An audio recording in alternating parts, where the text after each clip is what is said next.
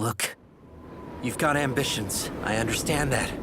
But my situation's changed, and I have to leave through that gate. It's difficult to say negatives about a game that was created by Yoshitaka Murayama in the last years of his life before he sadly passed away at the age of just 55. As one of the creators of Suikoden, fans had hoped that he could bring across that magic to a new game, which to many will be a spiritual continuation of their favourite series. This review focuses on the Nintendo Switch version currently available 1.03. That's important information as we're about to see. In fact, we'll start with visuals and performance for once. Is Eiyuden Chronicles 100 Heroes a Star of Destiny, or do we have 100 reasons it's not quite ready yet? Well, my name's Mark Walker, welcome back to SwitchUp. Now, let's find out.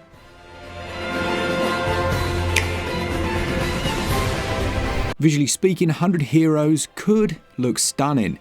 It uses that 2.5D style with pixelated characters and monsters juxtaposed with three-dimensional backgrounds that almost feel like dioramas of towns and vast dungeons. There's heavy use of shallow depth of field that only goes to add to that feeling. Character designs follow what's become quite a familiar style, but the monsters are where things are elevated. They look fantastic. Strangely, some of them look far more detailed than the style used for the main characters, and I'm not entirely sure why that is. It gives a little inconsistency to their designs, but still, I think we can all agree these do look great. Then there's the world. The environments themselves, they're nicely designed, there are lots of branching paths. The overworld map looks a little lackluster, with quite bland textures, but artistically speaking, I think the towns and cities look fantastic, as do some of the other locations and dungeons. Combat animations are particularly strong, but then we move on to performance, and honestly, it's difficult to know where to begin. While it targets 30 frames per second, it doesn't come close to maintaining that. You'll be lucky if you see 25 FPS consistently, with the overworld dropping down as low as 14 frames per second, and combat also joining those frame rates from time to time. If it was just a case of poor frame rates, I could overlook it for the most part, but that's not the case. There are also several crashes.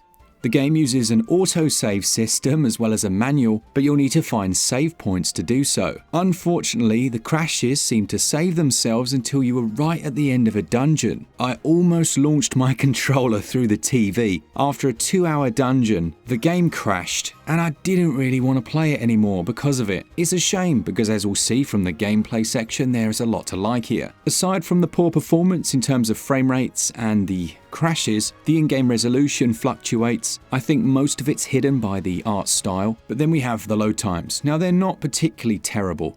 You're looking at between 6 and 9 seconds when moving in and out of combat. It's just about manageable, although it should be faster. The biggest loading issue is in the menus. When entering a menu, there's a pause, but when navigating between pages, there's an even larger delay. When you just want to skip a couple of pages over, meddle with your runes and then leave the menus, and that ends up taking you 30 seconds, 20 of which are loading, it's not very enjoyable, and it just shouldn't be there. Now, I mentioned the frame rate. I need to also talk about the frame pacing. You can see the rate at which frames are delivered on the left-hand side of the screen here, and the fact that my graph had to jump up to 400 milliseconds. In handheld, things carry the same performance, and in fact, in the open world areas, the frame rate drops even lower than it does in docked mode. As someone who's played games in appalling states and still managed to enjoy them, I have to say, low frame rates, poor frame pacing, they haven't particularly affected my enjoyment. Well, a little, but the crash was where I had to draw the line. Sound and music are a completely different story. The game also has some subtle rumble, but this isn't full HD implementation. Now, if I'm not mistaken, the soundtrack was created by two independent, and it has to be said, very talented composers, one of whom had worked on the Wild Arms series, Michiko Naruke, and the other, the likes of Star Ocean, Golden Sun, and even Dark Souls, Motoi Sakuraba. The soundtrack is fantastic, as you can hear.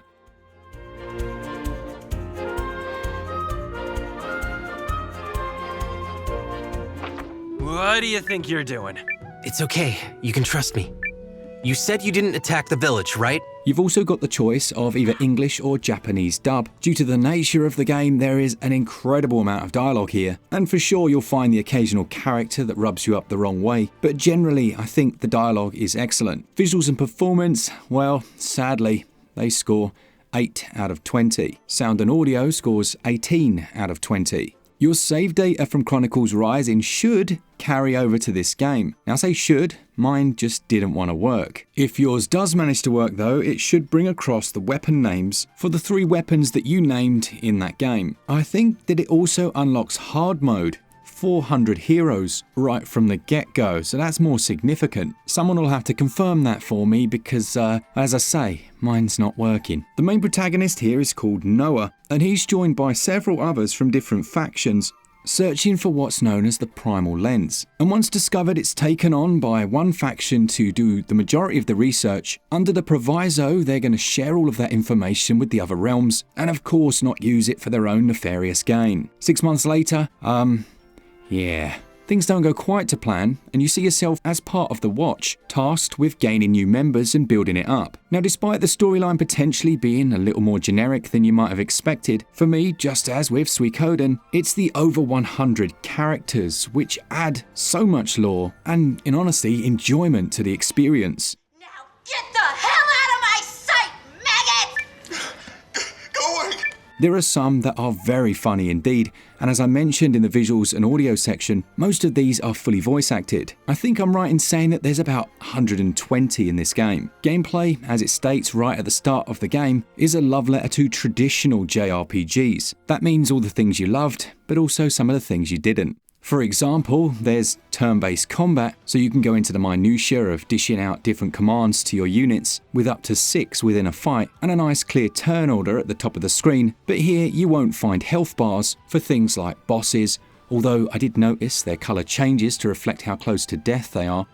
But for standard enemies, it's more a case of learning them. Now, aside from manual combat, you can actually use automatic. For some, you may not see the enjoyment there, but there's an algorithm system allowing you to program your units, which is found in the battle planning section of the menu. This is reasonably deep, allowing you to restrict what they do, program up to 4 priority actions that they should focus on, and even goes as far as allowing you to tell them exactly what types of enemies to attack. So for me, the automatic system was what I played the most, unless I was fighting a boss, and I was still able to thoroughly enjoy it. And when things needed a little more hands-on, you can switch back to manual control. It wouldn't be a JRPG without a good selection of boss fights. The unique element here being the gimmick system. These are small gameplay gimmicks to add a little spice to proceedings, like magical grimoires, but having to choose which direction you hope the monster's gonna pop up to do extra damage and stun it, or large boulders which you can cower behind while the boss performs a special move. Realistically, as long as you've got a strong enough team, you've got enough healing potions, and you've placed your units in the correct positions, you're gonna be just fine.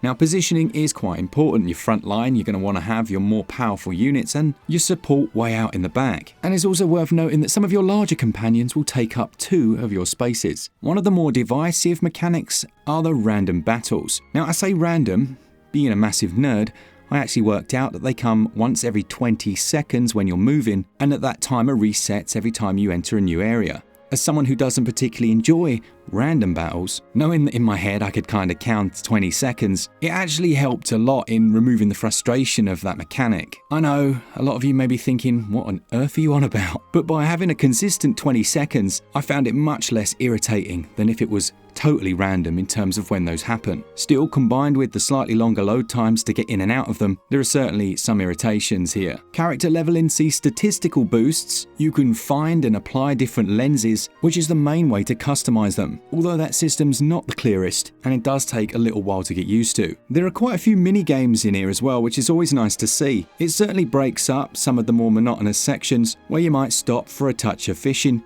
There's a cooking minigame, a racing one, and several others that I'd rather not spoil. Egglets for the win. But it's another aspect that I personally enjoy. It adds that extra depth to the game that just saying that it's a generic JRPG completely misses, in my opinion.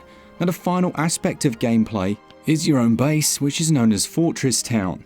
And you'll be channeling Ni no Kuni 2 vibes to build up your own township, adding shops, performing quests, and it's another nice element that becomes perhaps a tertiary pastime when you're not off scouring the lands for one of those over 100 different companions. Now, Eiyuden Chronicles 100 Heroes is sadly let down by its performance, but I do still very much enjoy the game. But I acknowledge that a few of the mechanics, dated as they are, may frustrate some players. Unlocking fast travel after about 10 hours is always a head scratcher for me. just stick it in there from the get-go. Controls though are generally solid, but both gameplay and controls are affected negatively by the performance. As it stands in 1.03, gameplay scores 16 out of 20, controls score 15 out of 20. Eiyuden Chronicles 100 Heroes will set you back £44.99 for the digital edition, or you might be one of those people that went for the physical, which has its own issues. The fact that the version you're going to get on there is going to be borderline unplayable on Switch, and even with the 1.0.3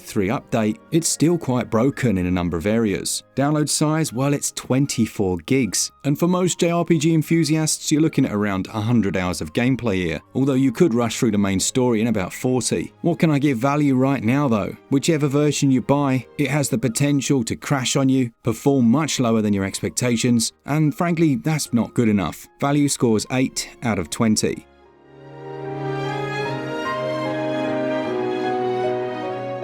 Currently 100 Heroes on Nintendo Switch gets a score of 65%. Now as you can see from the sections, if they fix the performance, then everything's gonna climb. And it is a really enjoyable JRPG, but we have to be honest to make sure you don't go out and spend your money and question what planet we were on. Thanks so much to the publisher for the review copy. We will obviously cover it again when it's all patched up, but right now I couldn't recommend it. Thank you to our Patreons, our members, all of you that enjoy the content, and as always, for all things Switch all the time, keep it Switch up. Cheers guys, see ya!